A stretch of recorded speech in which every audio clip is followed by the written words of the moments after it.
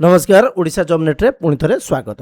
जो BPEd course पाई जो PT teacher पाई जो बीपेड कोर्स तार आम लास्ट गोटे जो वीडियो बनईलु Balyapal physical college of education जो बालेश्वर अच्छी तार डिटेल्स पर आम वीडियो बनईलु। तो आज पूरा बेसिक आलोचना करवा पाउसकुड़ा बनमाली कॉलेज उपर आलोचना। तो ये आपड़ ये कोर्स एप्लाई करेंगे बीपेड कोर्स एप्लाई करेंगे।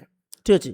तो ये आप वेबसाइट गले न्यू एडमिशन वेबसाइट गले आप देखो बीपेड कोर्स अच्छी ये आसला आप एप्लाई करेंगे। आम ये जब क्लिक कर एप्लाई नाउ ये वेबसाइट ये एप्लाई करेंगे। तार जो प्रस्पेक्टस जी पूरा प्रस्पेक्टस ये पढ़ी पारे। ठीक अच्छे। एलिजिबिलिटी डिटेल्स अच्छी। ठीक अच्छे। बैचलर डिग्री होता दरकार सीट एबिलिटी सब मोस्ट इंपोर्टेंट सीट एबिलिटी 50% अच्छी मात्र सॉरी 50 सीट रोचे। ठीक अच्छे। तापर एप्लिकेशन फी आपंकर रोचे ये देखो एप्लिकेशन फी आपंकर टोटाल रोचे 60,950 टका रोचे 4टा सेमिस्टर वाइज 13,000 15,000 ये भाया कर अच्छी। ठीक अच्छे। तो आप एप्लाई करेंगे।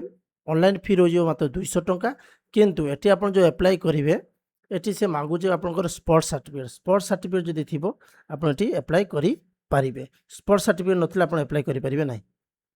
आप देखो ये जो ऑप्शन को जी किंतु जो बाल्यापाल फिजिकल कॉलेज आप स्पोर्ट्स सर्टिफिकेट नथिले एप्लाई करें।